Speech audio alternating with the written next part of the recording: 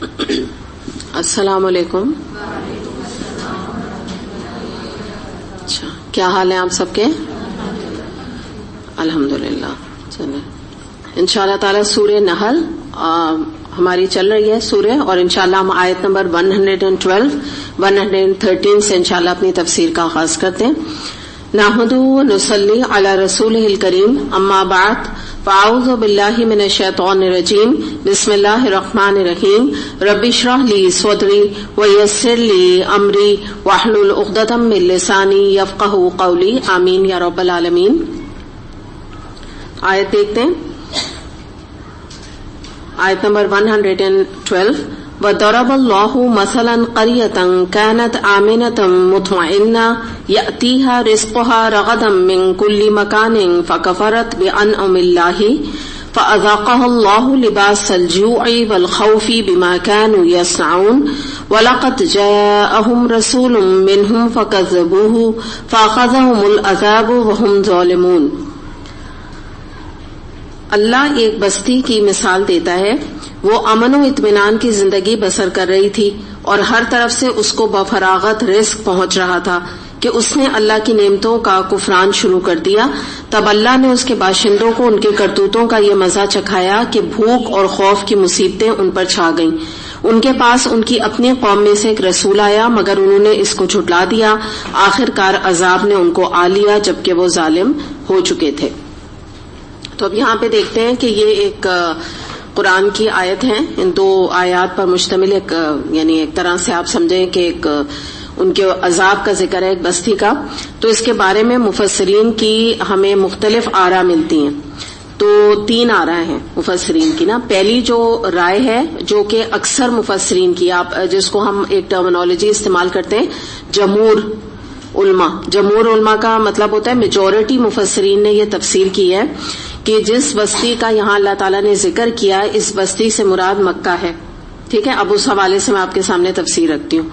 اس میں ہوا یہ تھا کہ آپ کو پتہ ہی ہے کہ مکے میں جو کفار اور مشرکین موجود تھے اور ان کا جو حال تھا, جو شرک پر وہ ان کا عقیدہ موقت تھا, اس کی بنا پر جب نبی کریم صلی اللہ علیہ وسلم ان کو دعوت دے دے کے اور ان کو سمجھا کے آپ سمجھے لٹرلی تھک چکے تھے اور آپ کو ایک نا امیدی کی سی کیفیت ہو گئی تھی, تو اس وقت نبی کریم صلی اللہ علیہ وسلم نے ان کی سخت گرفت کے لیے اللہ تعالیٰ سے ایک دعا کی, جس کی بنا پر اللہ تعالیٰ نے ان کے اس بستی کے اوپر اپنا ایک عذاب نازل کیا.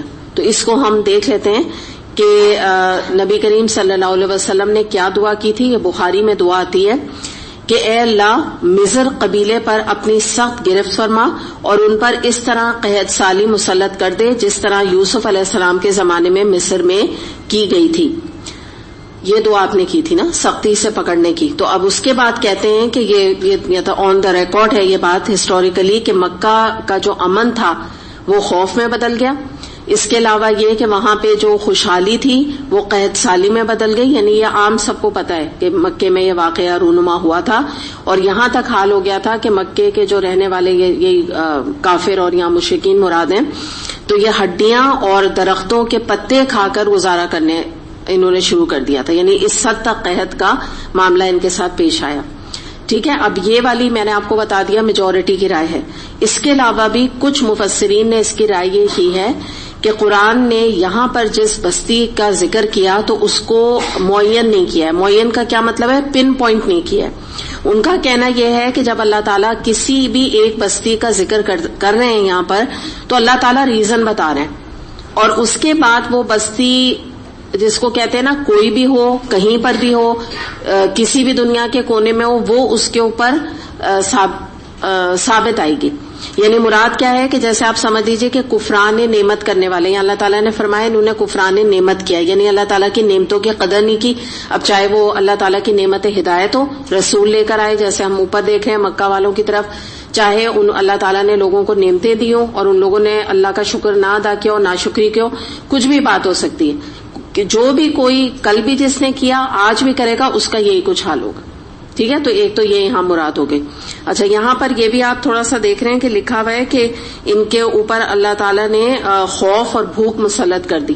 تو یہ بات کعبہ وہ مکے کے حوالے سے بالکل صحیح آتی ہے, جہاں کہ کعبہ بھی ہے, کہ ان کے اوپر یعنی مکہ کے جو مشرکین تھے ان کے اوپر خوف اور بھوک کا بھی عذاب آیا تھا. اور ایک اور جو یہاں پہ خوف ہے اس سے مراد یہ ہے کہ کافروں کا جنگ بدر میں ان کا میجورٹی جو ان کے سردار تھے وہ قتل کر دیے گئے تھے جنگ بدر میں. تو یہ بھی خوف ان کے اوپر لاحق آیا تھا. تو جب مفسرین پہلی رائے لیتے ہیں تو وہ یہ خوف سے یہ بھی معنی اس کے نکالتے ہیں. اچھا اب میں آپ کو تیسری رائے آپ کے سامنے رکھتی ہوں. کچھ علماء کا اور مفسرین کا کہنا یہ ہے کہ یہاں پر ملک سبا کی بات ہے. ملک سبا آپ کہیں گے کیا ہے؟ تو یہ قرآن میں اس کا باقاعدہ نام لے کے ملک سبا کے بارے میں، جیسے ایک وہاں کی ملکہ بھی تھی ملکہ سبا، اس کا بھی ذکر آپ کو قرآن میں ملے گا. اس کے علاوہ بھی اس کا بارے میں یعنی خاص طور پہ اس ملک کا ذکر ملے گا. تو ان کا یہاں ذکر کیا گیا. ان کا کہنا یہ ہے، اس کا ریزن یہ تھا کہ جو یہ ملک سبا تھا اللہ تعالیٰ نے یہاں پر اپنی ان کو بہت نعمتیں دی ہوئی تھی، بہت زیادہ. یہ فلرشنگ آپ سمجھیے کہ اس زمانے کا ایک ملک تھا، اسٹیٹ تھا، قوم تھی، آپ جو بھی اس کو کہہ لیں. آپ یوں سمجھیں کہ جیسے آج آپ مثال لے سکتے ہیں کہ یہ جو سول پاور آج کل ہیں اور بڑے بگ پاورز ہیں، جو امریکہ کو آپ لے لیں، آپ رشیا کو لے لیں، جرمنی کو، یہ جو بڑے بڑے آج کل اسٹیٹس ہیں نا، تو جیسے آپ یہ دیکھ رہے ہیں نا کہ ان کے پاس دولت کی فراوانی ہے، ان کے پاس عیش و عشرت ہے، ترقی ہے ان کے پاس، اور نافرمان ہے اللہ تعالیٰ کے اتنے زیادہ. تو بالکل یہی معاملہ جو ہے یہ ملک سبا کا بھی تھا کہ اللہ تعالیٰ نے جب ان کو اتنی نعمتیں دی تو یہ اور زیادہ غفلت میں، اور زیادہ گناہوں میں یہ ڈوبتے چلے گئے. تو اس طرف بھی یہ اشارہ ہو سکتا ہے، کیونکہ یہ آپ جانتے ہیں، اس پر ہم تھوڑی سی اب بات آج کل کے بھی ضمن میں کر لیں کہ دیکھیں آج بھی جو بھی کوئی ملک ہوگا، جو بھی کوئی قریہ ہوگا، جو بھی کوئی جگہ ہوگی جہاں پر بھی اس طرح سے اللہ تعالیٰ نے اپنی نعمتوں کی بارش کی بھی ہوگی، لیکن ان نعمتوں کی بارش کے بجائے وہاں پہ لوگ جو ہے وہ فن اور فرولک کا شکار ہوں گے. پلس یہ کہ بجائے اس کے کہ اللہ تعالیٰ کی اطاعت کریں، اللہ تعالیٰ کا شکر ادا کریں کہ اللہ تعالیٰ نے اتنی نعمتیں اس ملک میں دی. جیسے آپ دیکھیں نا، وہاں تو لنڈن ہو گیا، امریکہ ہو گیا، رشیا ہو گیا، وہاں پہ تو غربت کا یہ حال نہیں ہے. جو ہمارے مسائل ہیں نا وہ ان کے نہیں ہیں. لائک بجلی وہاں جاتی نہیں، پانی کا وہاں کوئی مسئلہ ہی نہیں، اچھا پینے کا پانی بالکل عام طور پہ اویلیبل ہے. ہم تو یہاں بوتلیں خرید کے پانی پی رہے ہیں. آپ امیجن کریں نا، وہ تو ٹیپ واٹر پیتے ہیں ان کا، یعنی وہ ان کا سسٹم ہے. تو جتنی ان کی اکانومی فلرش ہو رہی ہے اتنی اللہ کی نافرمانی ہے، اتنا زیادہ پرفارمنگ آرٹ یا جس کو آپ میڈیا کہہ لیجئے یا جس کو آپ انڈسٹریز کہہ دیجئے، فلم انڈسٹریز کہہ لیجئے، ان کی طرف زیادہ رجحان ہے، گناہوں کی طرف زیادہ رجحان ہے. اتنی زیادہ وہاں پہ فرائیڈے اور سیٹرڈیز کو آپ کو وہاں لوگ ملیں گے کہ شراب میں دھت، بالکل یعنی ہر طرح سے اللہ کی نافرمانی. تو یہ ہمیں پتہ چلتا ہے کہ جب اللہ تعالیٰ نعمتوں کو نوازتا ہے تو بہت کم ملک، بہت کم لوگ ایسے ہوتے ہیں کہ وہ نعمتوں کا حق ادا کریں، نعمتوں کا شکر ادا کریں. آج بھی اگر آپ دیکھیں، جو بات ایک حقیقت ہے، ماننا پڑے گی کہ آج بھی اگر ہم یہ برائیاں دیکھیں، آپ پن پوائنٹ کر کے ان برائیوں کو 1 2 3 4 پن پوائنٹ کر لیں، جتنی آپ کو افسوس کے ساتھ امیر یا ایلیٹ کلاس میں آپ کو وہ غفلت اللہ تعالیٰ سے اور وہ برائیاں ملیں گی، اتنی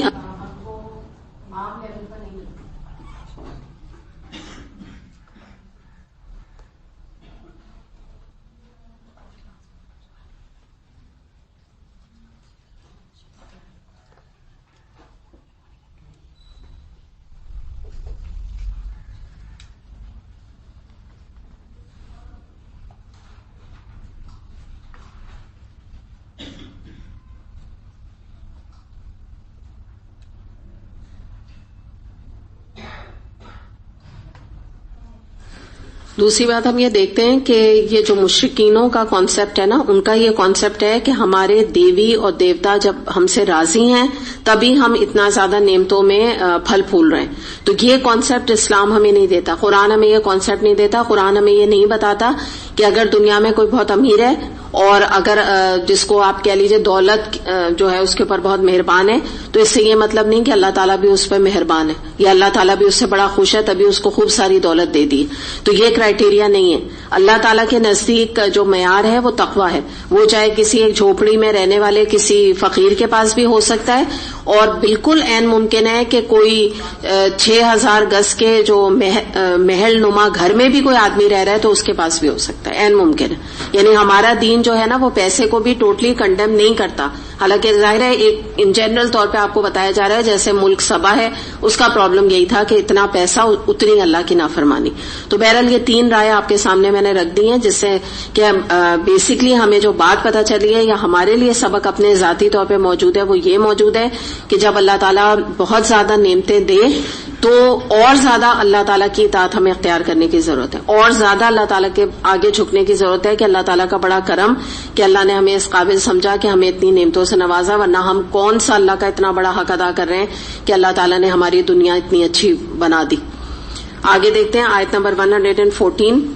فَكُلُوا مِمَّا رَزَقَكُمُ اللَّهُ حَلَالًا طَيِّبًا وَاشْكُرُوا نِعْمَتَ اللَّهِ إِن كُنتُمْ إِيَّاهُ تَعْبُدُونَ. پس اے لوگوں, اللہ نے جو کچھ حلال اور پاک رزق تم کو بخشا ہے اسے کھاؤ اور اللہ کے احسان کا شکر ادا کرو اگر تم واقعی اسی کی بندگی کرنے والے ہو.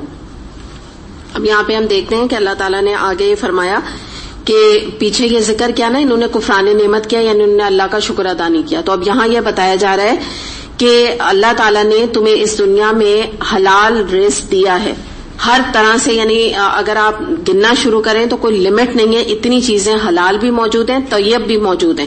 اس کے باوجود اگر کوئی حدود سے تجاوز کر کے حرام اور گندی, جس کو ہم کہتے ہیں نا کہ غیر پاکیزہ چیزیں کھاتا ہے, تو یہ ایک طرح سے یہ بھی اللہ کا کفران نعمت ہے. تبھی اللہ تعالیٰ کہہ رہے ہیں پاکیزہ چیزیں کھاؤ, حلال چیزیں کھاؤ اور اللہ کا شکر ادا کرو. جس طرح آپ یہ دیکھیں کہ عبادت بھی خالص عبادت اللہ ہی کی درکار ہے, لیکن اگر کوئی اللہ کی عبادت چھوڑ کر اور بتوں کی یا قبر کی عبادت اختیار کرتا ہے تو یہ بھی کفران نعمت ہے, اللہ کی نعمتوں کا بے جا استعمال ہے.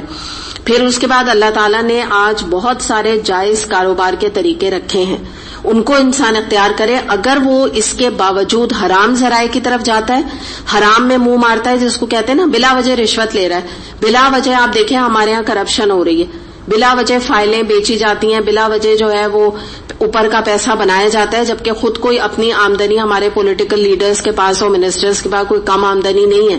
اس کے باوجود آپ دیکھ لیجئے ہمارے اپنے پاکستان میں کتنی کرپشن پائی جاتی ہے. تو یہی مراد ہے کہ اگر کوئی ایک جائز کمائی کو چھوڑ کے ناجائز کمائی کو اختیار کرتا ہے, یہ بھی کفران نعمت ہے. یعنی مراد یہ کہ تمہارے لیے کافی نہیں ہے, یہ مراد ہے. اللہ تعالیٰ یہ یہاں فرمانا چاہ رہے ہیں کہ جو حلال رزق ہے وہ تمہیں کافی نہیں پڑ رہا ہے. مطلب تمہیں ضرور ہے کہ تم پک کا گوشت کھاؤ, ایک مثال آپ کو دے رہی ہوں, تمہیں ضرور ہے کہ تم غیر ذبیحہ چکن یا غیر ذبیحہ کا مٹن کھاؤ, یا یہ ہے کہ تمہیں یہ ضرور ہے کہ شراب پیو, جبکہ اتنے وافر مقدار میں ڈرنکس موجود ہیں.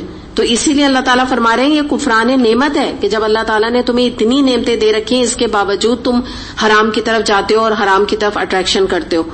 اور یہ دراصل جو بھی شخص آپ سمجھیں کہ حلال ذرائع چھوڑ کر کوئی بھی ضمن میں, کھانے میں, پینے میں, رزق میں, کمائی میں, حلال کمائی کو چھوڑ کر حرام کمائی یا حرام ذرائع اختیار کرتا ہے تو دراصل اس کے اندر اللہ سے توکل کی کمی. بس بات ساری ہے کہ اس کو اللہ پہ بھروسہ ہی نہیں ہے کہ اللہ تعالیٰ مجھے اتنا دے گا کہ حلال ذرائع سے کہ نہ صرف میرے لیے میری آگے کی نسلوں کو پورا پڑے گا انشاءاللہ.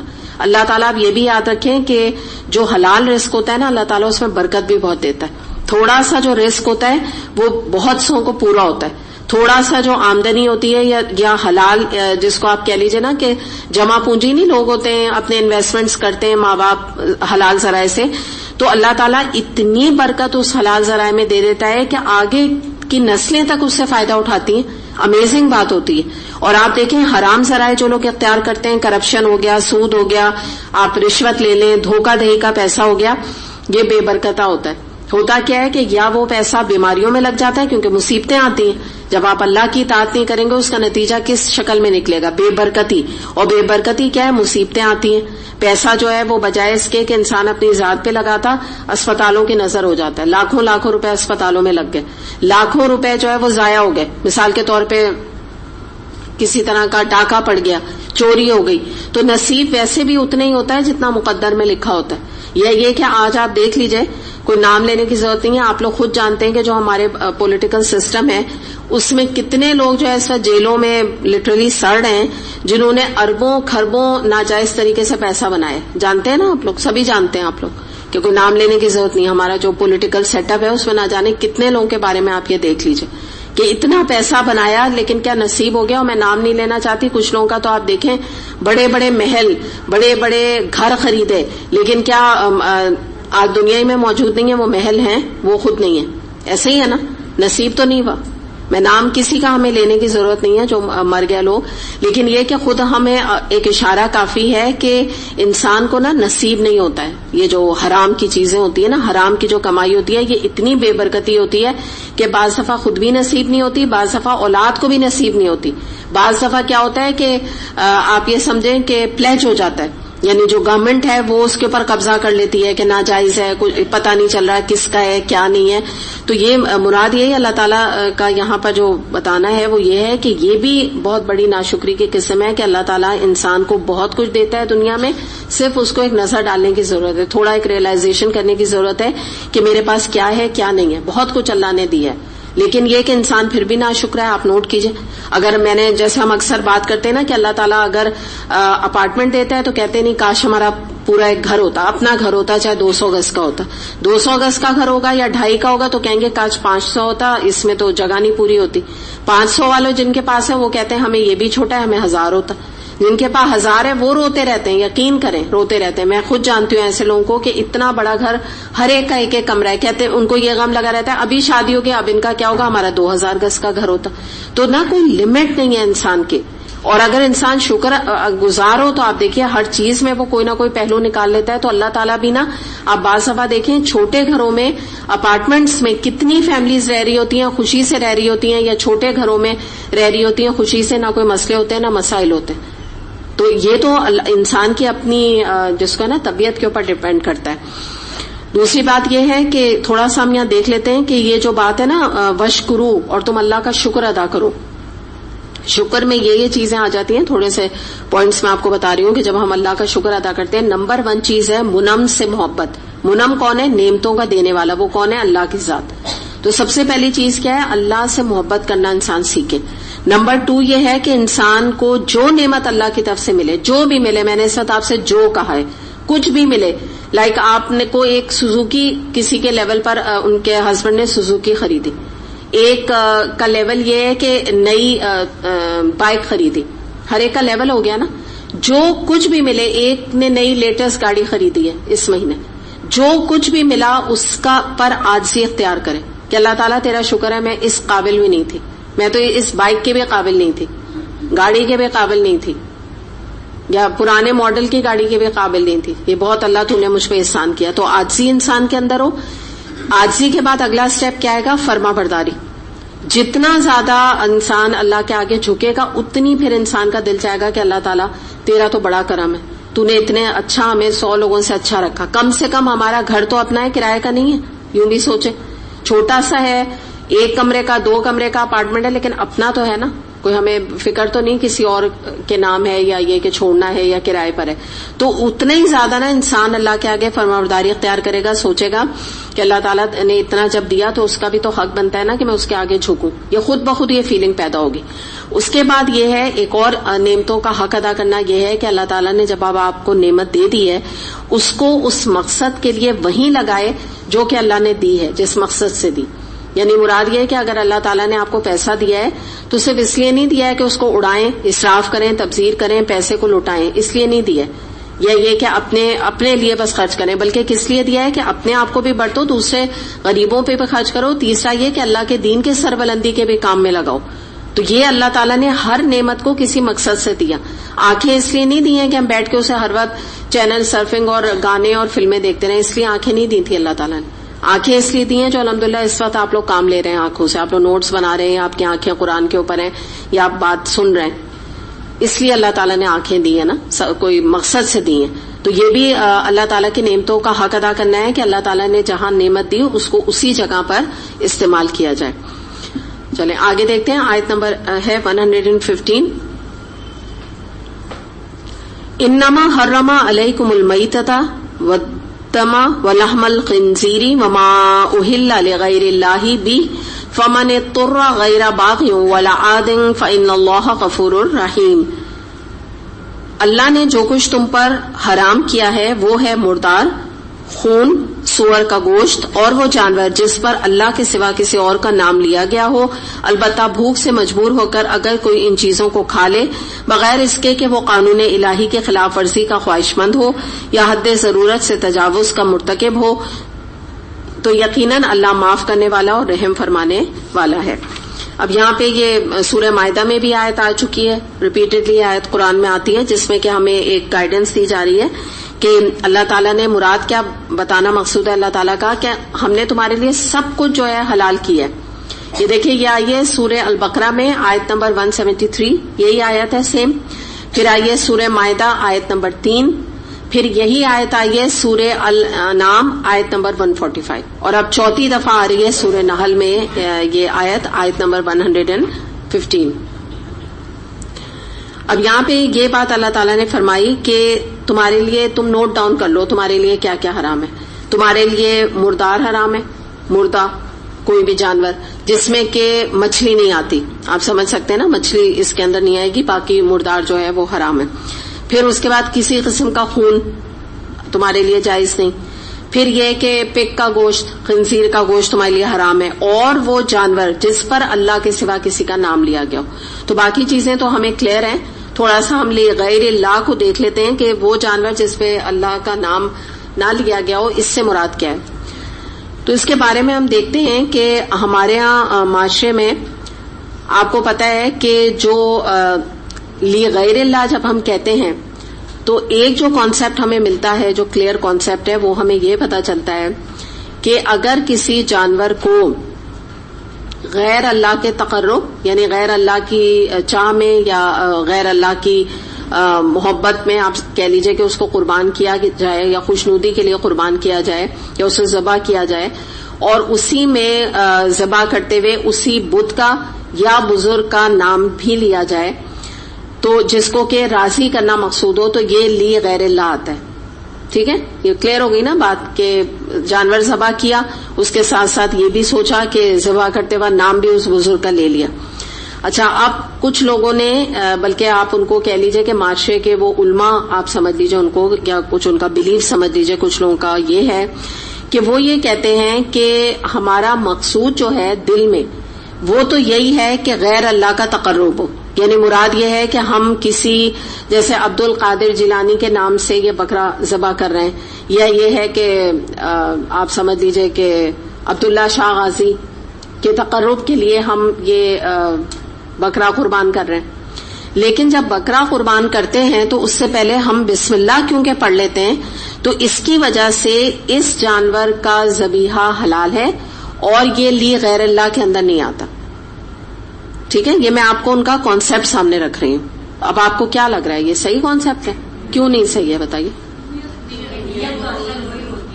بالکل، نیت ان کی گڑبڑ ہے، کیونکہ نیت ان کی تقرب جو ہے وہ کسی بھی قبر والے کا ہے، کسی بھی مردہ شخص کا تقرب ہے، تو بسم اللہ پڑھنے سے وہ چیز حلال تو نہیں ہو جائے گی نا۔ جیسے میں نے آپ کو ویسٹ میں بتایا ہے کہ وہاں پہ کچھ لوگ مسلمان ہو کر وہ برگر جو ہے وہ جیسے عام طور پہ برگر ملتا ہے، چکن پیٹی ہوتی ہے یا چکن کا پیس ملتا ہے، تو وہ اس کے بعد بسم اللہ پڑھ کے غیر حلال کھانا اس کو وہ کھا لیتے ہیں، اور وہ کہتے ہیں ہم نے بسم اللہ تو پڑھ لی ہے۔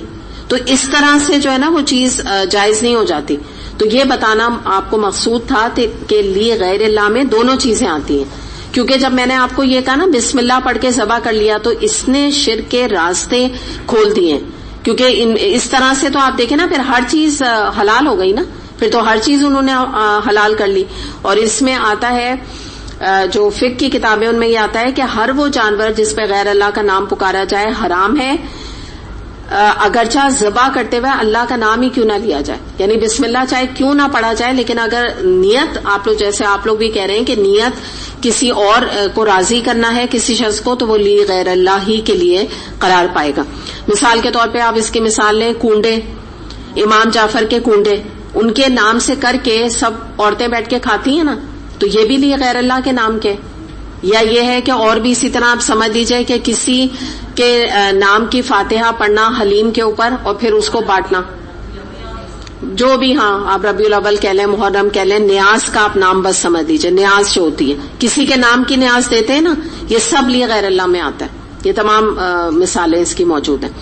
پھر اس کے بعد ایک اور بات آتی ہے ما ذبیحہ علی النصب. یہ بھی ہم پہلے کر آئے ہیں, میں تھوڑا سا ایکسپلین اسی حوالے سے کر دوں. اب غیر اللہ میں ایک اور چیز کیا آتی ہے کہ جیسے مختلف قسم کے پہلے تو استھان ہوتے تھے. استھان کیا ہوتے تھے؟ Secret plate form.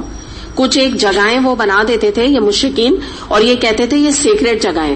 آپ ان کی مثال آج اگر آپ ایسوسیٹ کرنا چاہیں نا کہ کیا مطلب ہے مزار, بس آپ یوں سمجھ لیں, تو وہ جگہوں پہ جا کر وہ جانور قربان کرتے تھے اور کہتے تھے کہ یہ اس جگہ, یہ جو سیکریٹ جگہ ہے, یعنی وہاں پہ کوئی قبر والا نہیں ہوتا تھا, ایک سیکریٹ جگہ بس بنا لی. کہتے تھے کہ بس اس جگہ کے تقرب, اس جگہ کی برکت کے لیے یا اس کی ایک جس کو کہتے ہیں نا پاکیزگی کے لیے ہم نے جانور جو ہے وہ ذبح کیا.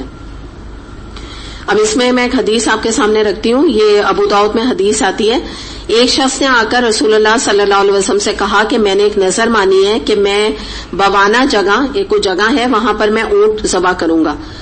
نبی کریم صلی اللہ علیہ وسلم نے پوچھا کیا وہاں زمانہ جاہلیت کے بتوں میں سے کوئی بت تھا جس کی پرستش کی جاتی تھی؟ لوگوں نے بتلایا نہیں. پھر آپ نے پوچھا کہ وہاں ان کی عیدوں میں سے کوئی عید تو نہیں منائی جاتی تھی؟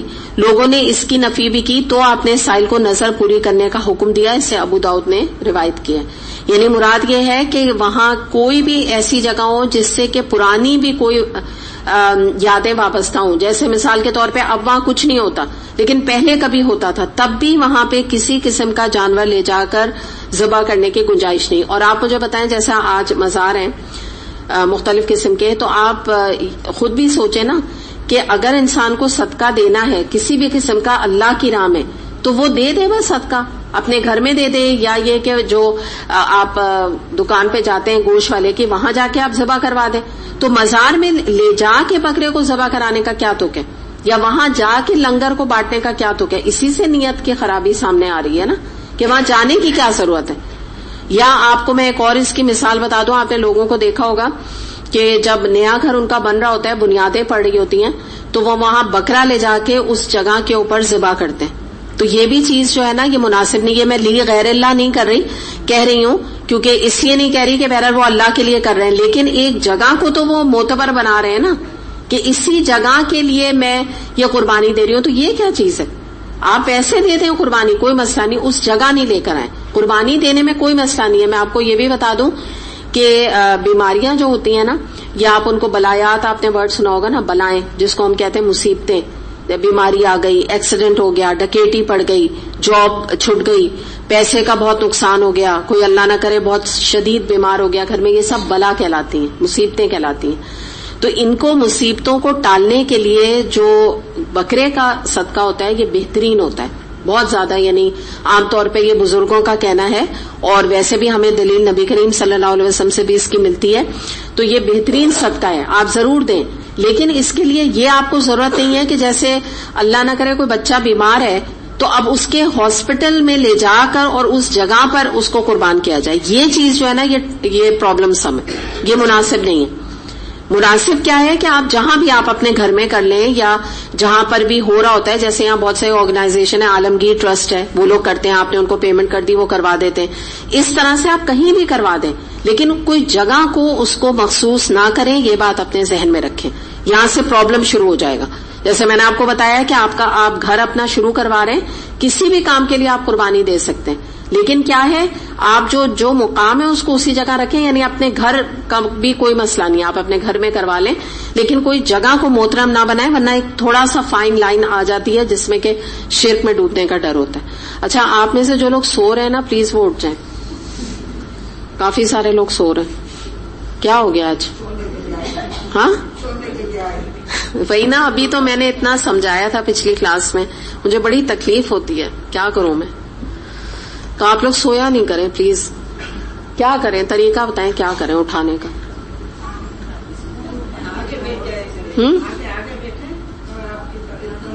بالکل صحیح کہہ رہی ہیں. نہیں تو اب وہ سو رہے ہیں, ان کو اٹھائیں. کیسے وہ کہیں گے ہم نے سنا ہی نہیں سوال کیا تھا. سب کی بات نہیں کری. اچھا, اچھے بچے بھی ہیں آپ لوگ, میجورٹی اٹھے ہوئے ہیں, تھوڑے سے لوگ سو رہے ہیں. تو مگر سویا نہیں کریں بہت, یا یہ یوں یوں یوں یوں آپ لوگ گھوم رہے ہوتے ہیں ایسے. اب آپ بتائیں, جب میں تفسیر کرا رہی ہوں نا میرا دل نہ بند ہونا شروع ہو جاتا ہے, یہ دیکھ کے یقین کریں. تو جب میرا دل بند ہوگا نا میں کیا تفسیر کراؤں گی بتائیں. پھر میرے پاس نا یہ اللہ کی طرف کا ہوتا ہے نا دیا ہوا, تو مجھے ایسا لگتا ہے میرے الفاظ کم ہو رہے ہیں, بس جلدی سے میں آگے بڑھوں. میری تفسیر ختم ہو جاتی ہے آیتوں کی, میں آپ کو سچ بتا رہی ہوں. مجھے ایسا لگتا ہے بس اس سے زیادہ میں اس پہ نہیں بول سکتی, ختم, اب کچھ سمجھ ہی نہیں آ رہا ہے آگے کیا بولوں. تو یہ نا اس کا ایک دو لوگوں کی وجہ سے نا اتنے لوگوں کا نقصان ہوتا ہے. اور یہ شیطانی چیز ہے نا, مطلب دیکھیں شیطان نے کیا کیا آپ کو سلا کے. ابھی ہم نے پچھلی کلاس میں بات کی تھی نا, جب تم قرآن پڑھو تو اللہ تعالیٰ کی پناہ لے لیا کرو, اعوذ باللہ من الشیطان الرجیم.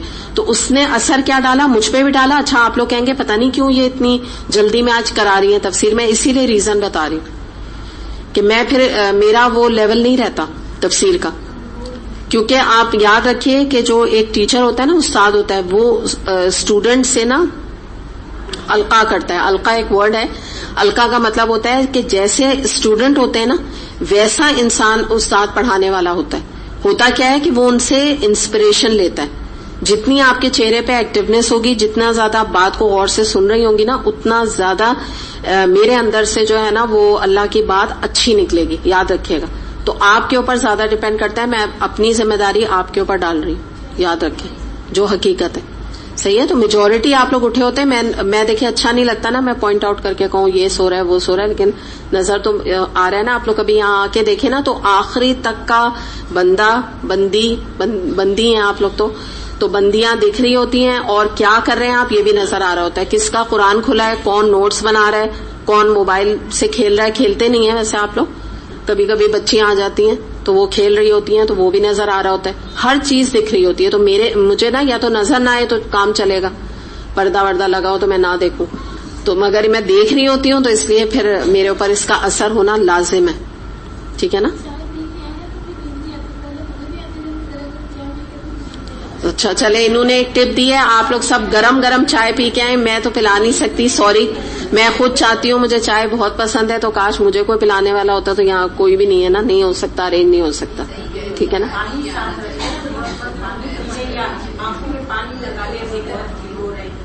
پانی کہیں یہاں کیچڑ نہ کرنا شروع ہو جائے. اچھا ایک اور چیز, آپ لوگ پلیز واش روم چلے جائیں. ٹھیک ہے نا, اٹھ کے چلے جائیں, کوئی مسئلہ نہیں ہے, ہم آپ کو جانے دیں گے, نہیں پوچھیں گے کہاں جا رہے ہیں. تو وہاں جا کے نا مرچوں والا صابن سے منہ دھو کے آئیں. ٹھیک ہے, مرچوں والے, ایسے نہیں سادہ صابن سے کام نہیں چلے گا. تو یہ کچھ چیزیں پلیز اختیار کریں. صحیح ہے, کیونکہ یہاں آپ لوگ آئی ہیں, وقت لگایا ہے, گھر سے نکلی ہیں, تو اس مجلس کو اپنے لیے ورڈ تو بنائیں. اتنا اجر کما کے جائیں جتنا کما سکتی ہیں. ٹھیک ہے نا. ہم سب اس وقت اپنی آزمائشوں میں مبتلا ہو کے بھی گھر سے نکلے ہوئے ہیں نا. کسی کا کوئی مسئلہ ہے, کسی کا کوئی مسئلہ ہے, تو آپ لوگ فائدہ تو اٹھائیں نا, ورنہ فائدہ کیا. میں اور آپ ایسے بس چلے جائیں اس مجلس کو اب شیطان کی نظر کر کے. اور یہ شیطان یہی کرتا ہے نا. اب آپ دیکھیے اس وقت جو ایک دو لوگوں کے سونے کی وجہ سے کتنے میرے ٹائم آپ لوگوں کو بات کرنے میں ضائع ہوئے, جبکہ یہ کوئی ایسی چیز نہیں ہے کہ میں اس کو ریپیٹڈلی آپ کو بتاؤں یہاں سوئی نہیں. یہ کوئی ٹاپک نہیں ہونا چاہیے. یہ ٹاپک تو نہیں ہے نا کہ میں ہر کلاس میں آپ کو سمجھا رہی ہوں کہ پلیز نہ سوئیے گا آج. یہ تو وقت ضائع کرنے والی بات ہے نا. تو چلیں, جو بھی ہیں اس بیماری میں مبتلا, نیند کی بیماری میں مبتلا لوگ, تو وہ اپنا علاج جو بھی پلیز کر کے ہیں, جو علاج ہے. اچھا, اعوذ باللہ من الشیطان الرجیم, بسم اللہ الرحمن الرحیم. اچھا آگے جو بات آ رہی ہے وہ ہم پہلے بھی پڑھائیں, دوبارہ سے اس پر بات کر لیتے ہیں کہ آپ کو پتا ہے کہ اپنے جان کو بچانے کے لیے حرام کھانے کی اجازت ہے. یعنی کچھ لقمے, جیسے مثال کے طور پہ کوئی جنگل میں پھنس گیا, اب وہاں پہ تھوڑے دن میں یہ حال ہو گیا کہ مرنے کے قریب نوبت آ گئی, تو اب وہاں پہ کچھ بھی اویلیبل ہوتا ہے, کوئی بھی جس کو کہتے ہیں جانور, بعض دفعہ اللہ محفوظ رکھے یا قحط آ جاتا ہے, تو لوگ پھر اس طرح کے جانوروں کا استعمال شروع کر دیتے ہیں, جیسے گدھا وغیرہ.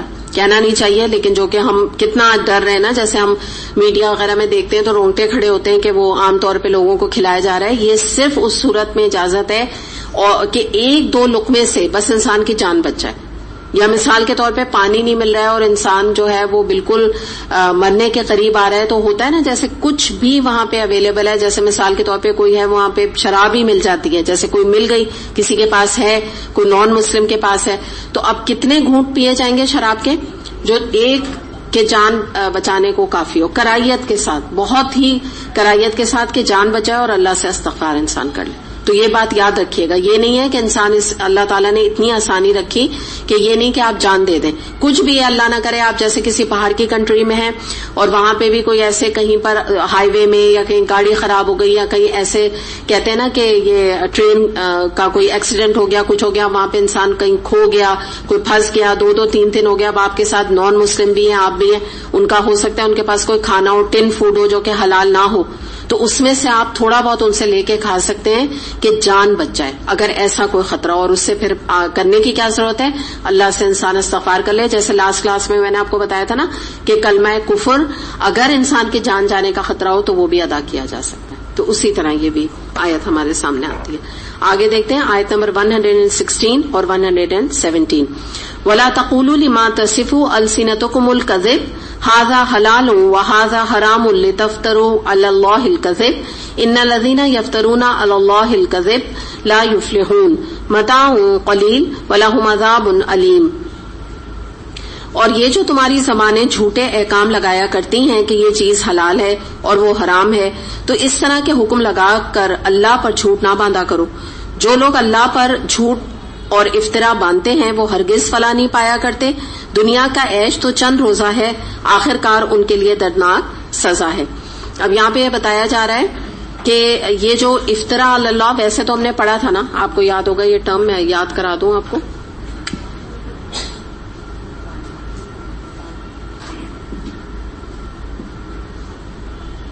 کیا مطلب ہے اس کا؟ ٹھیک ہے, تو ہم نے بہت ساری چیزیں اس کو ڈسکس کی تھی نا, آج بھی ہم کریں گے. آج ہم جھوٹ کا ٹاپک کریں گے نا, تو میں اس لیے زیادہ اسے ایکسپلین نہیں کر رہی, اس میں بھی میں کروں گی انشاءاللہ.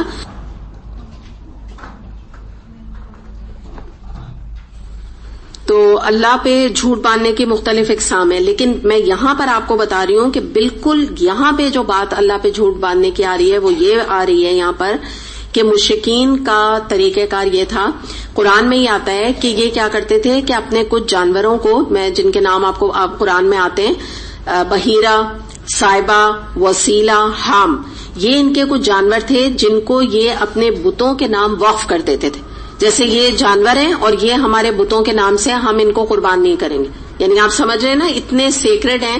جیسے ہم ہے نا, ہم کوئی بھی بکری بکرا لے کے ذبح کرتے ہیں نا, کھاتے ہیں, کوئی بھی مرغی لے کے کھاتے ہیں, اس کو ذبح کر لیتے ہیں. یہ ان کو نا کیٹیگرائز کرتے تھے, یہ اس کا یہ نام ہے بحیرہ, اس کا نام صائبہ ہے, اس کا نام وسیلہ ہے, اور یہ کوئی بھی جو ہے نا اس قسم کے جو بھی کوئی ہیں جانور, ان کو کوئی نہیں کھا سکتا. تو اس طرف اشارہ ہے کہ تم یہ اللہ پہ کیوں جھوٹ باندھتے ہو, تم کیوں ایسی باتیں کر کے سمجھتے ہو کہ یہ اللہ نے تم سے کہہ دیا. اور مشرکین کہتے تھے ہم یہ اللہ کے لیے کرتے ہیں نا, یعنی اپنے دیوی اور دیوتا کے لیے کرتے ہیں. تو اسی طرح سے آپ سمجھیں کہ اگر میں آج کے ضمن میں افطرا اللہ دیکھوں, پہلے تو ہم دیکھ چکے نا کچھ اقسام آپ کو یاد ہوں گی. آج کے ضمن میں اگر ہم دیکھیں تو یہاں پر مراد یہ ہے کہ مثال کے طور پہ آپ دیکھیں منکرین حدیث کا فتنہ آپ نے سنا ہوگا نا, جو لوگ کے حدیث کے اوپر ایمان نہیں رکھتے. تو ان کا کہنا کیا ہوتا ہے کہ وہ یہ کہتے ہیں کہ حالت پیریڈز میں, یعنی پیریڈز کی حالت میں نماز بھی پڑھی جا سکتی ہے, تراویح بھی پڑھی جا سکتی ہے, اور روزہ بھی رکھا جا سکتا ہے, قرآن مجید بھی پڑھا جا سکتا ہے, چاہے وہ اسٹوڈنٹ ہو چاہے نہ بھی ہو اسٹوڈنٹ ہو. سنا ہے نا آپ نے. تو اس طرح کے جو کانسیپٹس ہیں یہ افطرا اللہ ہے کہ کس نے کہا یہ, یعنی تم اللہ کا نام لے کر اور تم کسی بات کو دلیل بنا کر ایک معاشرے میں گمراہی پھیلا رہے ہو, تو تم اللہ پہ جھوٹ باندھ رہے ہو. جبکہ آپ کو پتا ہے جمہور علماء, میں نے بھی آپ کو بتایا نا, میجورٹی علماء جن میں کہ امام ابو حنیفہ, امام شافعی, امام مالک, امام حنبل, سب کا پوائنٹ آف ویو یہ ہے کہ حالت حیض میں یا پیریڈز میں عورت جو ہے نہ نماز پڑھ سکتی ہے اور نہ روزہ رکھ سکتی ہے. اور صرف آپ کو پتا ہے فتویٰ یہاں موجود, میں نے بن باز کا آپ کو دیا ہوا ہے کہ صرف قرآن کے اسٹوڈنٹس جو کہ حفظ کر رہے ہیں یا قرآن کی تلاوت کا علم سیکھ رہے ہیں, جو کہ 1 سال 1.5 سال کا کورس ہوتا ہے, وہ گلوز پہن کے ان کو صرف اجازت ہے, وہ بھی ٹیکسٹ کو ہاتھ نہ لگائیں, وہ صرف اپنا سبق سنا سکتے ہیں. علماء نے یہ فتویٰ دیا ہوا ہے. باقی تو فتوے موجود ہیں کہ بلا وجہ جو ہے وہ قرآن مجید پڑھنا یا روزے رکھنا شروع کر دینا, اس کی اجازت نہیں ہے. تو اس طرح سے نا یہ یہاں پہ بتایا جا رہا ہے کہ دنیا کے معمولی فائدے کے لیے یا یہ کہ وقتی شہرت اور ناموری کے لیے بعض دفعہ کچھ علماء حضرات اس قسم کے فتوے جاری کر دیتے ہیں, اس طرح کی چیزوں کو لوگوں میں عام کر دیتے ہیں. جبکہ اگر کوئی بھی عالم ہے اس کو قرآن اور سنت سے ہٹ کر کوئی فتویٰ دینے کا اختیار نہیں, کوئی فتویٰ دینے کا کسی قسم کا اختیار نہیں ہے. اور جو کوئی یہ جرت کرے گا وہ دراصل اپنے حد سے تجاوز کرے گا، اور یہ ایک دعویٰ ہے اللہ کے نام پر، اور یہ جھوٹ ہے۔ کوئی چیز بھی آپ اس میں لا سکتے ہیں کہ قرآن کی کوئی آیت ہے، میں ایک اور مثال آپ کو دوں جو اکثر لوگوں سے غلطی ہوتی ہے قرآن کی آیت، اور اس کو کہتے کیا ہے؟ نہیں، ہاں، قرآن کی آیت کو حدیث بنا دیا، حدیث کو قرآن کی آیت بنا دیا۔ جیسے ابھی یہ آیت آ رہی ہے نا کہ اب یہ کہنا کہ افطرا علی اللہ جو ہے وہ فلاں حدیث میں یہ لکھا ہوا ہے کہ اللہ پر جھوٹ نہ باندھو۔ اب یہ کہاں لکھا ہوا ہے؟ آیت میں لکھا ہوا ہے، حدیث میں نہیں لکھا ہوا۔ تو یہ بھی چیز جو ہے نا اللہ پہ جھوٹ باندھنا ہے۔ بات تو ٹھیک ہے، نبی کریم صلی اللہ علیہ وسلم کہہ رہے ہیں، لیکن جو اللہ تعالیٰ کی آیت ہے اس کو تو آپ نے آگے پیچھے کر دیا نا۔ یا مثال کے طور پہ کوئی واقعہ ہے، واقعے کو حدیث بنا کے پیش کر دینا، یا یہ آیت کو واقعے کو آیت بنا کے پیش کر دینا۔ کوئی کہیں سے کوئی واقعہ سنا، اس کو کیا کہنا کہ یہ آیت میں آتا ہے، قرآن میں آتا ہے۔ یہ سب چیزیں افتراء علی اللہ میں آتی ہیں۔ تو میں عام جیسے ہم لوگ ہیں نا، ہمیں بہت کیئرفل ہونے کی ضرورت ہے۔ خاص طور پہ میں آپ کو بتا دوں، دیکھیے جب ایک انسان درس کو پریپیئر کرتا ہے نا، تو پھر بھی غالب امکان ہوتا ہے کہ وہ پراپرلی نوٹس کو بناتا ہے یا قرآن کی آیات کو اور احادیث کو کوٹ کرتا ہے، اور اسی لیے دیکھ کے پڑھتا ہے۔ خاص طور پہ میں آپ کو اپنا بھی بتا رہی ہوں، اور بھی آپ کو لوگ ملیں گے بڑے بڑے جو عالم ہیں، وہ یہ کہتے ہیں ہم دیکھ کے پڑھتے ہیں تاکہ آگے پیچھے ایک لفظ بھی نہ الگ ہونا، کیونکہ وہ پریپیئر کرتے ہیں تو ان کو ایک چیز یاد بھی رہتی ہے کہ بھئی ابھی ہم نے لکھا تھا، سب انہوں نے کوٹ کر دی۔ غلطی کا احتمال وہاں ہوتا ہے کہ جب عام لوگ آپس میں بات کرتے ہوئے، جیسے میں آپ کی مثال دے رہی ہوں، آپ نے یہاں آیت پڑھی اور اس کے بعد آپ کے دماغ میں بیٹھ گئی، ساتھ آپ نے احادیث بھی پڑھی، ساتھ آپ نے کچھ واقعات بھی پڑھے، اب سب کچھ گڈمنڈ ہو گیا نا دماغ میں۔ کسی نے آپ سے کوئی کوشچن کیا تو ایک دم سے آپ آگے بڑھ کے نہ کہہ دیں یہ میں نے قرآن میں پڑھا ہے، یہ میں نے حدیث میں پڑھا ہے، حدیث میں یہ آتا ہے، قرآن میں یہ آتا ہے، اور آپ کو خود کنفرم نہیں ہو رہا ہے اس وقت کہ وہ کوئی قول تو نہیں تھا کسی کا، یا کوئی کسی بزرگ کی تو بات تھی کہ حدیث تھی، یہ خود آپ کنفیوز ہیں۔ جب کنفیوز ہے نا تو پھر آپ بات کو آگے نہ کریں، آپ کے پاس لکھا ہوا ہونا چاہیے۔ اور جس کا طریقہ یہ ہے کہ آپ شاید خود بھی اتنی احادیث نوٹ نہ کر سکتے ہوں یا ایک مختصر وقت میں، اس کا طریقہ کیا ہے؟ یہاں پہ جو بکلیٹس اویلیبل ہیں، اگر آپ کو کسی کو کوئی دلیل دینی ہے، کوئی بات بتانی ہے، اور اس وقت آپ کو یاد نہیں آ رہا، آپ ان سے کہہ دیں کہ آج کل تو بہت آسان طریقہ ہے، آپ کہیں میں واٹس ایپ پر آپ کو حدیث بھیج دوں گی، آپ پکچر لیں کیمرے سے، حدیث سینڈ کر دیں۔ بہترین طریقہ ہے، بالکل آپ بری ذمہ ہو جائیں گی، بات بھی پوری جائے گی، اور آپ کی کوئی پکڑ نہیں۔ کوئی آیت آپ کو یاد آ رہی ہے کوٹ کرنے کے لیے، جیسے آپ سے کوئی دلیل پوچھ رہا ہے، ابھی اس لیول پر آپ کو یاد نہیں ہے، آپ یہ کہتے ہیں دیکھیے مجھے یاد نہیں ہے، میں نے حفظ تو کیا نہیں قرآن، یاد نہیں ہے مجھے، تو میں گھر جا کے آپ کو واٹس ایپ کر دوں گی۔ طریقہ کیا؟ آپ نے بک نکالی، کیونکہ میں بک اس لیے کہہ رہی ہوں ہر ٹاپک موجود ہوگا نا، جیسے آپ سے کسی نے سود پہ پوچھا، سود کی بکلیٹ موجود ہے، کسی نے آپ کے اوپر قبر کے بارے میں کوئی حدیث پوچھی، وہ موجود ہے۔ تو الحمدللہ آپ گھر آئیں، آپ نے وہ پکچر لی اور اس کو سینڈ کر دیا، آپ نے کہا دیکھیے یہ میں کہنا چاہ رہی تھی، یہ دلیل میں دینا چاہ رہی تھی، دیٹس اٹ، ایرو بنا دیں۔ تو یہ آپ طریقہ اختیار کریں، انشاءاللہ تعالیٰ بہت سیف طریقہ ہوتا ہے۔ اور ایون اب تو ہم بھی اپنی پوری، میں آپ کو اپنے لیول پہ بتا رہی ہوں کہ خیر میرا تو کیا، میرا مطلب ہے کہ میں اپنا صرف آپ کو ایکسپیرینس بتا رہی ہوں، مجھے اور لوگوں کا نہیں پتا، کہ میں بھی یہ کرتی ہوں کہ بجائے اس کے کہ اگر میں وہ کروں نا رومن اس میں لکھوں، انگلش میں حدیثیں لکھوں، تو اس میں غلطی کا بھی احتمال ہوتا ہے، ٹائم بھی اتنا لگتا ہے۔ بہترین طریقہ ہوتا ہے کوئی دلیل پوچھتا ہے، پکچر کھینچی ان کو آگے سینڈ کر دیا، دیکھیے یہ ہے، یہ دعا ہے۔ بعض دفعہ لوگ دعائیں پوچھتے ہیں کہ بھئی یہ پریشانی، وہ اب پہلے بڑی مشکل ہوتی تھی بتانے میں کہ بھئی آپ فلاں کتاب لیں، یہاں پر آئیں، پھر وہ کہتے تھے اچھا آپ کی بک شاپ کہاں ہے، کیا 10 مسئلے ہوتے تھے نا۔ اب آرام سے پکچر لی، دعا کی، دعا آگے سینڈ کر دی، اس میں ریفرنس بھی ڈلا ہوا ہے، معنی بھی لکھے ہوئے، الحمدللہ۔ تو یہ جو چیز ہے نا یہ بڑا سیف رہتی ہے، آپ بھی اللہ کی طرف سے بھی بری ذمہ رہتے ہیں، اور لوگوں کو آگے بات پہنچانے کے لیے بھی آپ کے بھی لوگ نا آپ کے اوپر ریلائی کریں گے، کہیں گے یہ بڑی اوتھینٹک بات آگے بتاتے ہیں۔ بات سمجھ آئی؟ آپ کے اوپر بھی لوگ نا ریلائی کریں گے۔ اور اگر آپ بھی الٹی سیدھی سوچ کے کبھی آدھی بات آدھی آیت کہہ دی، بس مجھے اتنی آیت یاد ہے آگے مجھے کچھ یاد نہیں آ رہا، تو پھر لوگ سوچتے ہیں ان کا علم بھی مکمل نہیں ہے اور پتہ نہیں ایسے ہی دلیل دے رہے ہیں، بات نا موقع نہیں ہونے پاتی۔ چلیں آگے دیکھتے ہیں آیت نمبر 118 اور 19۔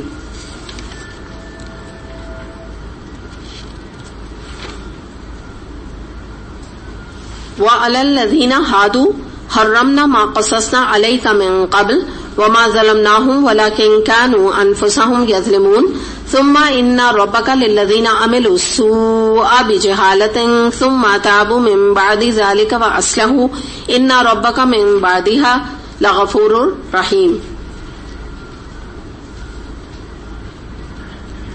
وہ چیزیں ہم نے خاص طور پہ یہودیوں کے لیے حرام کی تھیں جن کا ذکر ہم اس سے پہلے تم سے کر چکے، اور یہ ان پر ہمارا ظلم نہیں تھا بلکہ ان کا اپنا ہی ظلم تھا جو وہ اپنے اوپر کر رہے تھے. البتہ جن لوگوں نے جہالت کی بنا پر برا عمل کیا اور پھر توبہ کر کے اپنے عمل کی اصلاح کر لی تو یقیناً توبہ اور اصلاح کے بعد تیرا رب ان کے لیے غفور اور رحیم ہے. یعنی یہاں کیا بتایا جا رہا ہے کہ یہاں پر بنی اسرائیل کا تھوڑا سا ذکر آ رہا ہے، ٹاپک تھوڑا ان کی طرف چلا گیا ہے.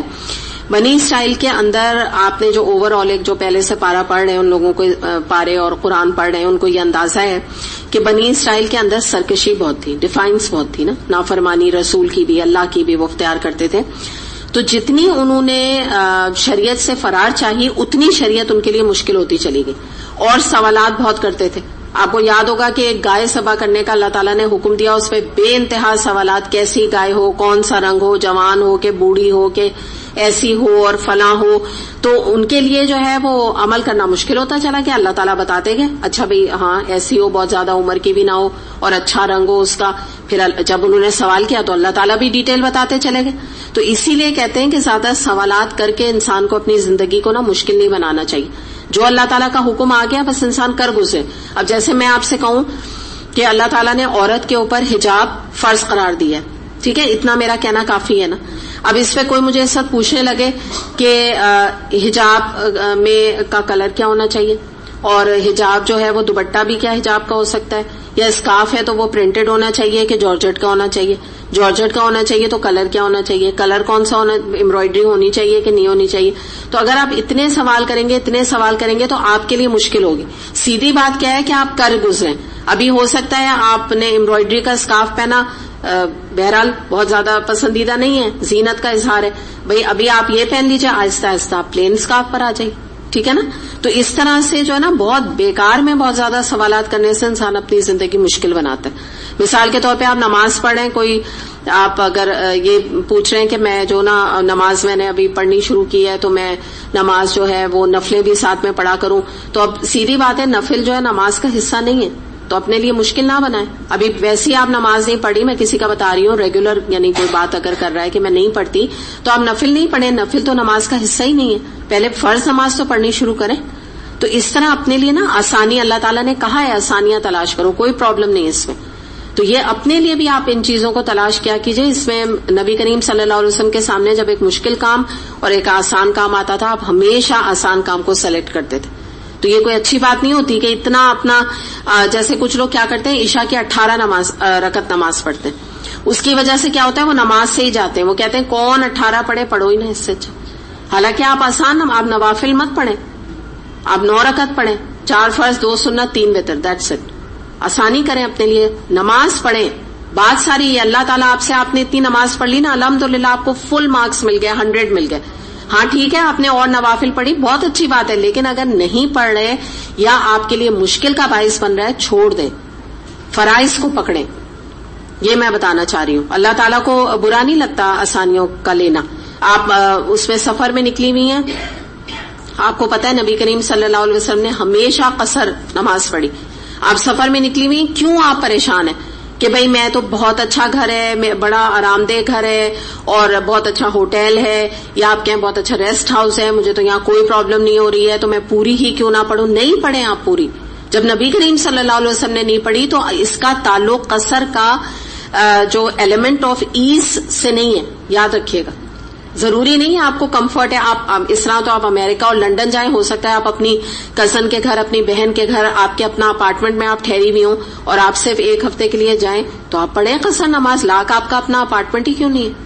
بات سمجھ آئی؟ آسانیاں لیں اللہ کی طرف سے جو اللہ تعالیٰ نے دی. تو ان کا پرابلم کیا تھا بنی اسرائیل کا، یہ آسانیاں نہیں لیتے تھے اللہ کی، ہر چیز کو مشکل بناتے چلے جاتے تھے. یعنی آپ یہ دیکھیے کہ ان کے اپنے جو پیغمبروں میں سے پیغمبر کا نام آتا ہے، ہارون علیہ السلام کا نام آتا ہے کہ وہ اونٹ کا گوشت نہیں کھاتے تھے مثال کے طور پہ، ٹھیک ہے، ان کی اپنی مرضی تھی. یعقوب علیہ السلام، یس، یعقوب علیہ السلام اونٹ کا اور خرگوش کا گوشت نہیں کھاتے تھے. اب انہوں نے کیا کیا, ان کا دیکھا دیکھی اپنے لیے بھی حرام کر لیا. بھائی ٹھیک ہے وہ نہیں کھاتے تھے, ہو سکتا ہے ان کو کراہیت ہو سکتا ہے ان کو پسند نہ ہو, یا آج کے زمن میں آپ سمجھے کہ بھئی کوئی ہو سکتا ہے ڈائبٹک ہو تو وہ چینی نہیں کھاتا, تو یہ تو نہیں سب اپنے پورا گھر حرام کر لے اپنے اوپر. تو انہوں نے کیا کیا کہ اپنے یعنی یعقوب علیہ السلام کو دیکھ دیکھ کے اپنے لیے بھی اونٹ حرام, اپنے لیے بھی گوشت یہ خرگوش کا گوشت حرام. تو انہوں نے نا شریعت کو بڑا مشکل بنا دیا تھا. پھر کیا تھا ان کی بنی اسرائیل کی شریعت میں کہ عورتیں جو ہے وہ پیریڈز میں اتنی یہ اس کو اچھوت بناتے تھے کہ اس کو یعنی کہ بالکل ٹچ بھی نہیں کر سکتے, اور وہ کھانا بھی نہ پکائے, اور وہ بالکل الگ کمرے میں رہے. اس کے علاوہ کیا تھا کہ سفر یعنی اور بھی اس طرح کے ان کے جو ایشوز تھے, یہ بڑی سختی جو ہے اپنے ریلیجن میں اختیار کرتے تھے.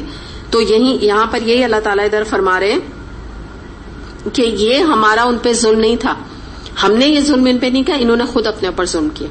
تو آج کے زمن میں نے جیسے آپ کو تھوڑی بہت مثالیں دی, اسی طرح میں آپ کو بتا دوں سختی یہ بھی ہوتی ہے کہ مثال کے طور پہ آپ یہ دیکھیے کہ آپ ہائی وے پہ جا رہے ہیں اور وہاں پہ دور دور پانی اویلیبل نہیں ہے. ٹھیک ہے آپ کو ارینجمنٹ کر کے جانا چاہیے تھا, آپ کا اپنا پانی کچا پانی جو بھی آپ نے بھرا تھا بوٹل میں ختم ہو گیا, مثال کے طور پہ راستے میں یوز ہوا ختم ہو گیا, آپ نے آئیڈیا نہیں کیا. اب کیا ہے, نماز کا وقت نکل رہا ہے, پانی اویلیبل نہیں ہے, کیا کریں گے آپ؟ تیمم کر لیں گے. وہاں پہ مٹی موجود ہے نا, ہائی وے میں کتنی مٹی ہوتی ہے. اب یہ تھوڑی آپ کہیں گے میں کہاں سے پتھر لاؤں, یہ ایک اور ایکسٹریمٹی ہے کہ پتھر نہیں ہے تو میں کیسے تیمم کروں. وہاں پہ جو مٹی ہے آپ نے مٹی لی, تیمم کیا, نماز پڑھیں, آگے بڑھیں جس کو کہتے ہیں نا. اب سختی کیا ہے کہ انسان کیا کہے, نہیں میرا دل مطمئن نہیں ہوتا تیمم پہ, میں تو پانی ہوگا تو میں نماز پڑھوں گی بس, چلو اب 5 وقت کی نماز قضا پڑھیں گے جب اپنے مقام پہ پہنچ جائیں گے. یہ جو ہے نا اپنے اوپر سختی کرنا ہے, یہی بنی اسرائیل نے کیا تھا. پھر میں آپ کو مثال کے طور پہ بتاؤں کہ جیسے آپ یہ دیکھیں آج ہمارے معاشرے میں اگر ایک مرد جو ہے اس کا انکلینیشن ایک عورت کی طرف ہوتا ہے تو بیوی ہی کہتی ہے کہ تم اس سے نکاح نہ کرو, جو کہ جائز صورت ہے. تم ہاں ٹھیک ہے تم اسے مسٹریس بنا کے رکھو, تم اس کے ساتھ اڈلٹری کرو, زنا کرو, مجھے کوئی اعتراض نہیں, لیکن شادی نہیں کرنا. تو یہ بھی ایکسٹریمٹی ہے کہ اللہ تعالیٰ نے دیکھیے جب ایک جائز ایک شادی کا نکاح کا رشتہ رکھا نا, جب نکاح ہو جاتا ہے نا تو وہ بیوی اتنی اٹریکٹیو نہیں رہتی ہے جتنی ایک مسٹریس ہوتی ہے. یہ بات یاد رکھیے گا, وہ پہنچ سے دور ہوتی ہے.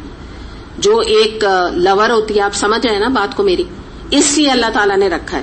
لیکن عورت جب خود یہ شوہر کو آپشن دیتی ہے کہ نہیں بس تم شادی نہ کرو, ویسے تمہارا دل چاہے تم اس کے ساتھ ٹائم گزارو, تو آپ سمجھ لیجئے کہ آپ اپنے ہی شوہر کے اٹریکشن میں اور اضافہ کروا رہی ہیں. کیونکہ جب تک ایک عورت مرد کو یہ احساس ہوتا رہتا ہے نا کہ یہ میری پہنچ سے دور ہے, اس کا میرے اوپر زور نہیں ہے, اس وقت تک وہ عورت بہت اٹریکٹیو مرد کو لگتی ہے. اور جیسی وہ بیوی بنتی ہے اور اس کو یہ اندازہ ہوتا ہے کہ یہ میری پہنچ میں آ چکی, اب میں چاہوں ڈانٹوں, چاہوں میں اس کے پاس آؤں بھی, چاہوں میں نہیں بھی آؤں, آپ دیکھیے ویسے ہی اس کا جو اٹریکشن کا لیول ہوتا ہے نا وہ یوں نیچے آتا ہے, فار گرانٹیڈ وہ لینے لگتا ہے. تو اس سے کیا فائدہ ہوتا ہے, اب وہ خود ہی کوالٹی کرے گا دونوں بیویوں کے درمیان.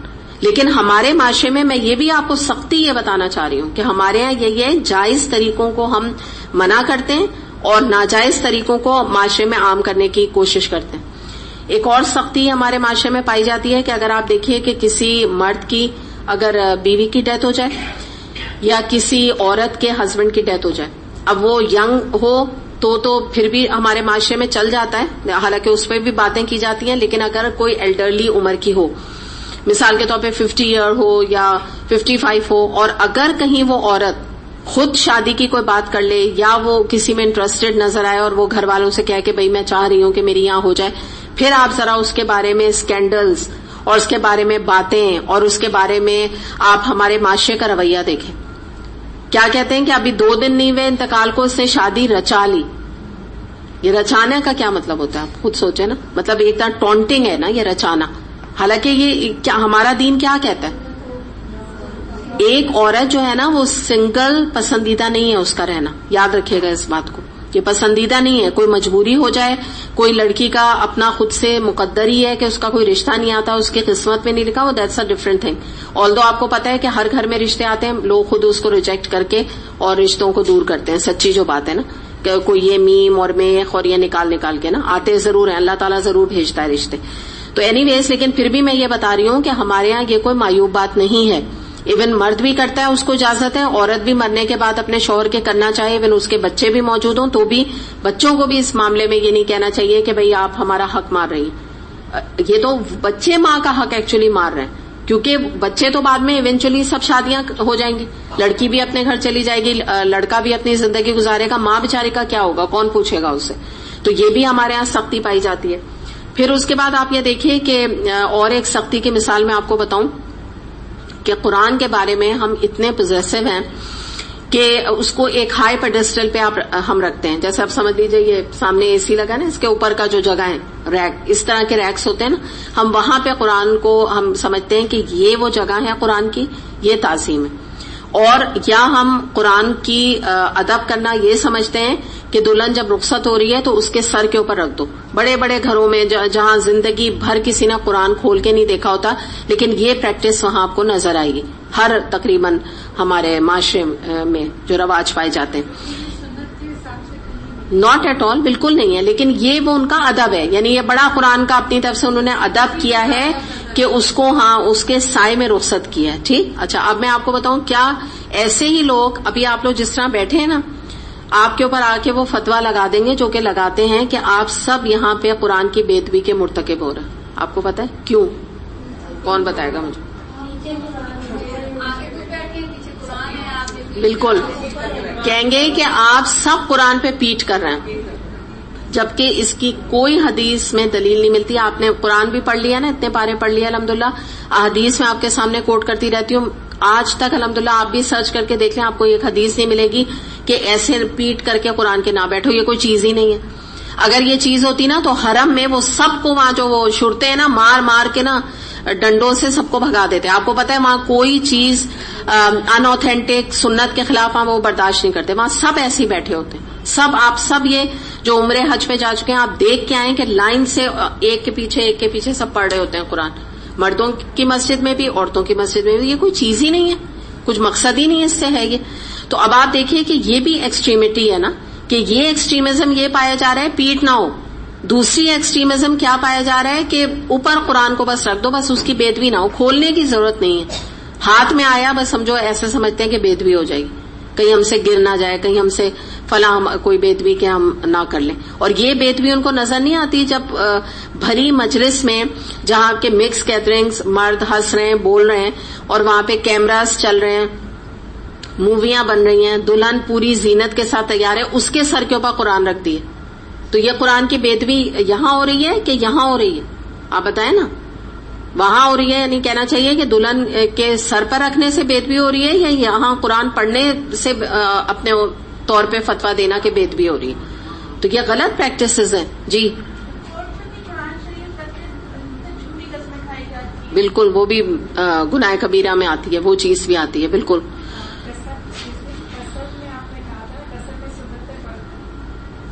نہیں، صرف فرض پڑھتے ہیں. جی بالکل، 2 رکعت ہوگی. ٹھیک ہے، وتر بھی 1 پڑھتے ہیں. عشاء کی اگر آپ نماز پڑھیں گی تو 2 رکعت فرض اور 1 وتر. ٹھیک ہے، بالکل مختصر. صرف ہاں میں بتا دوں، آپ نے جو سنت کا سوال کیا، فجر کی سنتیں کسی حال نہیں چھوڑی جا سکتی. فجر کی آپ 2 سنت 2 فرض ہی پڑھیں گی. واحد فجر کی نماز ہے جس کے ساتھ آپ سنت ادا کرنی ہوتی. نہیں، ناٹ مغرب، نہ عصر، نہ مغرب، نہ عشاء، کسی میں نہیں ہوگی. صرف فجر میں نے آپ کو بتا دیا کہ وہ کسی حال میں نہیں چھوٹتی. ٹھیک ہے،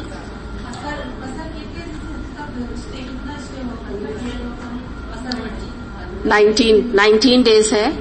ٹھیک ہے، یہ چیزیں نا فقہی سوالات ہیں، یہ آپ اگر بک لے لیں نا پیچھے تو آپ کو مل جائے گا. 19 دن کا ہے. 19 ڈیز کا سفر اگر ہے، تک کا سفر ہے تو پڑھی جائے گی، ورنہ نہیں. ہاں اس سے کم، 19 ڈیز یا اس سے کم. ٹھیک ہے، یہ حدیث سے میں آپ کو بتا رہی ہوں، حدیث ملتی ہے.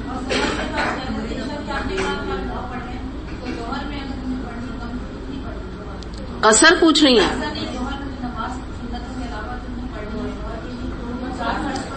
4 سنت، 4 فرض، 2 سنت. نفل میں نے کہا نماز کا حصہ نہیں ہے. ہم اس کے ساتھ 2 نفل بھی لگاتے ہیں نا، وہ نماز کا حصہ نہیں، میں یہ کہنا چاہ رہی ہوں. ٹھیک ہے، پھر 2 سنت. ٹھیک ہے. اس کے بعد جو نفل ہے نا، ہر نماز میں نفل حصہ نہیں، آپ پڑھیں مرضی آپ 2 پھر کیوں پڑھیں، آپ 4 پڑھیں، 6 پڑھیں، 7 پڑھیں، جتنی مرضی پڑھیں. یہ جو 2 کا ڈیجٹ ہے نا، یہ کوئی سنت سے ثابت نہیں ہے. اور آپ صلی اللہ علیہ وسلم نہیں پڑھتے تھے، ملا کے نفلیں نہیں پڑھتے تھے، الگ سے پڑھتے تھے. تحیت الوضو پڑھ لی، تحیت المسجد پڑھ لی، اشراق پڑھ لی، کبھی چاش پڑھ لی، کبھی صلاۃ الاوابین پڑھ لی، ایسے پڑھی. اس کے ساتھ نہیں ملاتے تھے آپ، جو ہمارا ایک کانسیپٹ ہے. وہ زیادہ پڑھ لیتے تھے بلکہ ہم سے زیادہ. تو میں یہ آپ کو کہہ رہی ہوں کہ اس کے ساتھ ملا کر پڑھنا سنت سے ثابت ہے. اچھا آپ لوگ نا فقہ کی طرف چلے گئے.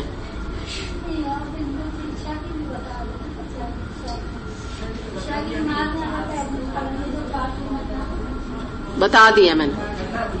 اچھا چلیں آگے بڑھتے ہیں. اچھا پھر اب ہم دیکھتے ہیں کہ آپ یہ دیکھیے کہ ایک اور چیز کیا ہمارے ہاں پائی جاتی ہے کہ ہمارے معاشرے میں سنت جو ہے وہ اجنبی ہے اور بدعت عام ہے. جیسا ابھی ہم بات بھی کر رہے تھے، مراد یہ ہے کہ میلاد میں نبی کریم صلی اللہ علیہ وسلم سے نعتوں کے ذریعے سے محبت کے بہت بڑے بڑے دعوے، ان کے لیے جان قربان کرنے کی باتیں. اور وہ آپ نے سنا ہوگا نا، پہنو جی نبی پھولوں کے ہار. تو آپ بتائیں نبی جی اس طرح نبی صلی اللہ علیہ وسلم کو یہ کہنا ہمیں زیب دیتا ہے؟ نبی جی، یہ ہمیں مطلب اپنی زبان سے ڈرنا چاہیے اور رونگٹے ہمارے کھڑے ہونے چاہیے کہ ہم اس طرح آپ صلی اللہ علیہ وسلم کا نام لے رہے ہیں. تو یہاں تو ہمارا یہ معاملہ ہے. لیکن جب نبی کریم صلی اللہ علیہ وسلم کی سنتوں پہ عمل کی باری آتی ہے کہ اگر یہ کہا جائے کہ آپ صلی اللہ علیہ وسلم نے کہا مسجد میں نکاح کرو، تو پھر آپ دیکھیے کیسے سب کے منہ بھی بن جاتے ہیں اور مظلوم بھی بن جاتے ہیں. کہتے ہیں یہ کیسے ہو سکتا ہے، یہ نہیں ہو سکتا آج کے معاشرے میں کہ مسجد میں ہم نکاح کریں. یا مثال کے طور پر ان سے کہیں اچھا آپ عورتوں اور مردوں کا الگ انتظام کریں، کمپلیٹ سیگریگیشن کریں، تو وہ آپ سے کہیں گے نہیں یہ تو نہیں، یہ تو امپاسبل ہے، یہ نہیں ہو سکتا. تو یہ بھی ایک وہی والی بات یہاں پر آ رہی ہے کہ اللہ تعالیٰ نے جو احکامات دیے ان کو تو لینا نہیں، اور اپنی مرضی سے چیزوں کو جو آسان چیزیں لگتی ہیں یا من پسند چیزیں لگتی ہیں یا اپنی خود ساختہ چیزیں سمجھ میں آتی ہیں ان کو امپلیمنٹ کر لینا. یہ بھی ایک طرح سے آپ سمجھ لیجیے سختی ہے شریعت میں، کہ سختی اختیار کرنا ہے. کہ اللہ تعالیٰ نے نہیں کہا کہ اب ربیع الاول کا مہینہ ہے تو جگہ جگہ میلاد کرو، جگہ جگہ مجلسیں سجاؤ. اللہ تعالیٰ تو کہتے ہیں جب تمہارا وقت آئے، امتحان آئے، تو اللہ تعالیٰ دیکھے گا کہ تم نے سنتوں پہ کتنا عمل کیا، غم کے موقع پر کتنی سنتوں پہ تم قائم رہے، خوشی کے موقع پر کتنی حدود کے اندر قائم رہے، اسراف تو نہیں کیا، تبذیر تو نہیں کیا نبی کریم صلی اللہ علیہ وسلم کی طریقے پہ. تو وہ نہیں نظر آتا ہمارے معاشرے میں. اس کے بعد پھر آپ یہ دیکھیں بہت اہم آیت آگے آ رہی ہے، اس بات کو یہاں سمجھیں اس آیت کو، کہ اب اللہ تعالیٰ فرما رہے ہیں کہ اب جن لوگوں نے جہالت کی بنا پہ برا عمل کر لیا، یہ ایک عام طور پہ بات ہے جس نے پہلے ماضی میں بدعت کر لی، جس نے ماضی میں گناہ کر لیے، تو اللہ تعالیٰ فرما رہے ہیں پھر توبہ کر کے اپنے عمل کی اصلاح کر لی تو البتہ اس کے بعد اللہ تعالیٰ غفور الرحیم ہے. یہاں لاسٹ ٹائم بھی میں نے آپ کو یہ ٹرم بتائی تھی اور یہاں پر بھی آپ دیکھ لیجئے،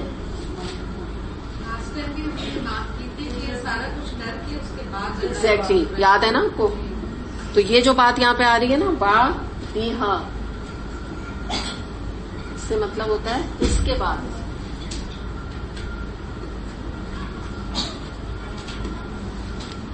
یعنی اللہ تعالیٰ فرما رہے ہیں کہ ٹھیک ہے تم سے گناہ ہو گئے، تم ڈھیر بھی بھر کے گناہ لے کر آئے ہو، تمہیں تھوڑا سا کچھ چیزوں کو فالو کرنا ہوگا. کیا آپ سٹیپ بائی سٹیپ دیکھتے جائیے. اگر پین ہے نا تو آپ نمبر 1 نمبر 2 لکھتے جائیے. دیکھیے جہالت کی بنا پہ برا عمل کیا، یعنی تمہیں پتا نہیں تھا، تم بدعت کرتے رہے، ٹھیک ہے، تم آیت کریمہ کا 1.25 لاکھ دفعہ ختم کراتے رہے یا سلاموں پڑھتے رہے، میلاد پڑھتے رہے، تمہیں ان چیزوں کا نہیں پتا تھا. اس کے بعد کیا ہوا کہ تمہیں بات سمجھ آ گئی، تم نے توبہ کر لی. پہلی چیز ہے ندامت میں آتی ہے نا، توبہ سے پہلے ندامت ہوئی، پھر تم نے توبہ کر لی. توبہ کے بعد اپنے عمل کی اصلاح کر لی. قرآن میں لکھا ہوا ہے، یعنی اصلاح کی مراد یہ کہ دوبارہ سے اس برے عمل کو دہرایا نہیں. تو توبہ اور اصلاح کے بعد اللہ تعالیٰ یقیناً اس کے بعد غفور الرحیم ہے تمہارے لیے. تو ہم نے یہی بات کی تھی نا کہ اللہ تعالیٰ ایسے غفور الرحیم نہیں ہے، یہ ایک پروسیس ہے. یعنی یہ کہ ضرور دیکھیں کچھ آپ کو ہمارے یہاں سیکٹ ملیں گے جو کہ اللہ تعالیٰ کی غفاری اور اللہ تعالیٰ کے معاف کرنے کا نا بہت بہت زیادہ ذکر کرتے ہیں. بالکل ٹھیک ہے، کرنا چاہیے، لیکن یہ آیت ہمیں بتا رہی ہے کہ اللہ تعالیٰ جسٹ بس ہر ایک کے لیے غفور الرحیم نہیں ہے کہ بس جس کو کہتے ہیں نا چلتے پھرتے کا سوری اللہ تعالیٰ سوری، اس کے بعد پھر وہی کام پھر وہی کام پھر وہی کام. یہاں اللہ تعالیٰ کہہ رہے ہیں کہ تم نے اصلاح بھی کی، معافی بھی مانگی، توبہ بھی کی، ہاں البتہ اس کے بعد میں غفور الرحیم. اور یہ بھی یاد رکھیے گا نبی کریم صلی اللہ علیہ وسلم نے اس کے بارے میں فرمایا تھا کہ اے لوگوں اللہ سے اپنے گناہوں کی معافی چاہو اور اس کی طرف پلٹ آؤ. مجھے دیکھو کہ میں دن میں 100 دفعہ اللہ تعالیٰ سے استغفار کرتا ہوں. اسے مسلم نے روایت کی ہے. اس کے علاوہ بھی ہم ایک جگہ دیکھتے ہیں کہ اللہ تعالیٰ آخری وقت تک جب تک گلے میں موت کا گھنگرو نہ بول جائے تب تک اللہ تعالیٰ استغفار کو قبول فرماتے ہیں. یہ اللہ تعالیٰ کا بہت بڑا ہم پہ کرم ہے. لیکن بات کیا ہے کہ استغفار کی ڈیفینیشن یاد رکھیے گا کہ اللہ تعالیٰ کی شان رحمت استغفار کے ساتھ مشروط ہے، اور جو صحیح معنوں میں استغفار کرنے والا ہوتا ہے وہ دوبارہ گناہوں کو ریپیٹ نہیں کرتا ہے، وہ اصلاح کرتا ہے اپنی. وہ کہتا ہے اللہ تعالیٰ آئندہ میں یہ کام نہیں کروں گی. یہ نہیں ہے کہ بس ایک لفظ ادا کر دیا سوری اور اس کے بعد اس کے پر عمل کچھ بھی نہ کیا. اچھا تھوڑا سا اس کا رہ گیا تھا، یا تو میں دیکھتی ہوں اس کو بھی کمپلیٹ کر لیتے ہیں. چلیں قرآن میں سورہ البقرہ آیت نمبر 222 میں آتا ہے ان اللہ یحب التوابین، اللہ تعالیٰ توبہ کرنے والوں سے محبت کرتا ہے.